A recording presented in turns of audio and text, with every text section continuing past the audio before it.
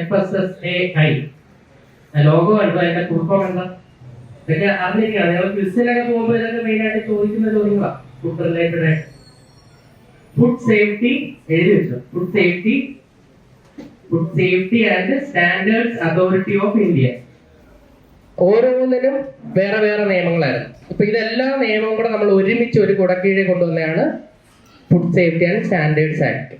അങ്ങനെ അതിന്റെ കീഴിലുള്ള അതോറിറ്റിയാണ് food safety and standards authority of India. FSA ലേബലില് ഒരു 14 അക്ക ഡിജിറ്റ് ഉണ്ട്. അതാണ് അവരുടെ ആ സ്ഥാപനത്തിന്റെ ലൈസൻസ് നമ്പർ. അതുള്ള സ്ഥാപനങ്ങളാകുമ്പോൾ എന്താ ഗുണം? ഇതൊന്നും ഇല്ലാത്തൊരു പ്രൊഡക്റ്റ് നിങ്ങൾ മേടിക്കുന്നത്, ഒരു മിഠായി മേടിക്കുക, അല്ലെങ്കിൽ ഒരു സിപ്പപ്പ് മേടിക്കുക, ഒരു ഐസ്ക്രീം മേടിക്കുക, ഇതൊന്നും ഇല്ലാത്തൊരു ലേബലോ ഒന്നും ഇല്ലാത്തൊരു കമ്പനിയുടെ നിങ്ങൾ മേടിച്ച് കഴിക്കുക. നിങ്ങൾ മേടിച്ചിട്ട് ഇപ്പൊ പ്രിസർവേറ്റീവിന്റെ ഒക്കെ പ്രശ്നം എന്താ?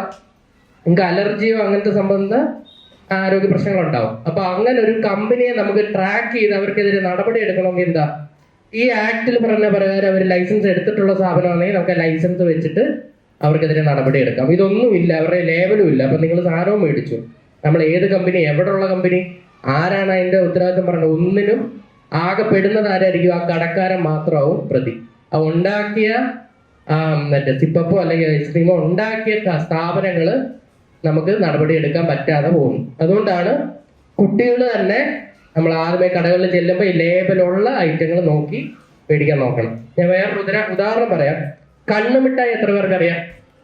ആ കണ്ണുമിഠായി കഴിച്ചിട്ട് മലപ്പുറം കോഴിക്കോടോ ഏതോ ഒരു കുട്ടിക്ക് ശരീരം മൊത്തം തടിച്ചു വന്ന്, മുഖത്തും എല്ലാം തടിച്ചു വന്ന് അലർജി വന്നു.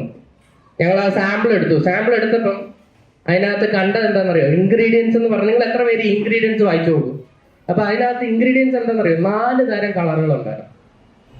4 തരം ഫുഡ് കളർ ഉണ്ട്. ഫുഡ് കളർ എന്ന് പറയുന്നത് പ്രിസർവേറ്റീവ് ആണോ? എന്തിനാ?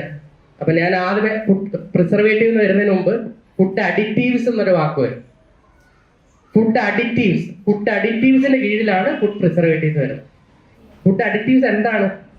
നമ്മള് ഈ ആഹാര പദാർത്ഥങ്ങളിൽ അതിനകത്ത് ഇപ്പൊ നോർമലായിട്ട് വേണ്ടുന്ന എന്താ? അച്ചാർ എക്സാമ്പിൾ എടുക്കാം.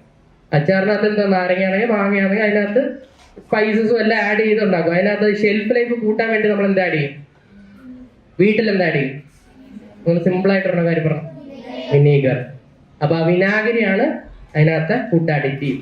ആ ഫുഡ് അഡിറ്റീവ്സിന് ഒരു ക്ലാസിഫിക്കേഷൻ ഉണ്ട്. എന്തെല്ലാം തരം അഡിറ്റീവ്സ് വരാം, ഏതൊക്കെ ടൈപ്പ് അഡിറ്റീവ്സ് ഉണ്ട്? അതിൽ ഒന്നാണ് പ്രിസർവേറ്റീവ്. അല്ലാതെ ബാക്കി ഏതൊക്കെ അറിയോ? പ്രിസർവേറ്റീവ് അല്ലാതെ ഫുഡ് അഡിറ്റീവ്സ് ആയിട്ട് ആഡ് ചെയ്യുന്ന എന്തെങ്കിലും അറിയോ? നിങ്ങൾ ഉപ്പ് കണ്ടിട്ടുണ്ടോ? ഉപ്പ് പാക്കറ്റ് മേടിച്ചുകൊണ്ട് വരും. അത് പുറത്തിരുന്നതിനെ കട്ടയാവുമോ? കട്ടയാവുന്ന കണ്ടിട്ടുണ്ടോ? ഇല്ല. കട്ടയാവാതിരിക്കുന്ന എന്താ കാര്യം എന്നറിയോ? അത് ഈ ആന്റി കേക്കിംഗ് ഏജന്റ് എന്ന് പറഞ്ഞൊരു അഡിറ്റീവ് ആഡ് ചെയ്യും. ആന്റി കേക്കിംഗ്, അതായത് കേക്ക് പോലെ കട്ട പിടിക്കാതിരിക്കാനുള്ള ആന്റി കേക്കിംഗ് ഏജന്റ്. അതിന്റെ എക്സാമ്പിൾ എന്താണെന്നറിയോ? സിലിക്കേറ്റ്സ്. ആന്റി കേക്കിംഗ് ആഡ് ചെയ്യുമ്പോൾ എന്താ? ഈ ഉപ്പ് കട്ട പിടിക്കില്ല.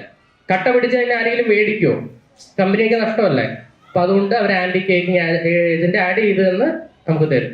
പക്ഷെ ഇതെല്ലാം ഈ പ്രിസർവേറ്റീവ്സ് ആയാലും അഡിറ്റീവ്സ് എല്ലാം നമ്മുടെ ആരോഗ്യത്തിന് ഹാനികരമാണോ? ഇതില്ലാതെ നമുക്ക് ഫുഡ് ഉണ്ടാക്കി എടുക്കാൻ പറ്റുമോ? അച്ചാറ് വിനാഗിരി ഇല്ലാതെ എത്ര ദിവസം പുറത്തിരിക്കും? അപ്പൊ ഇതെല്ലാം ആഡ് ചെയ്യാം.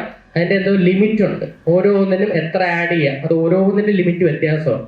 ഒരു ലിമിറ്റ് ഉണ്ട്. ആ ലിമിറ്റിന് മേളിൽ പോയി കഴിഞ്ഞാലേ ആരോഗ്യത്തിന് പ്രശ്നമുള്ളൂ. പിന്നെ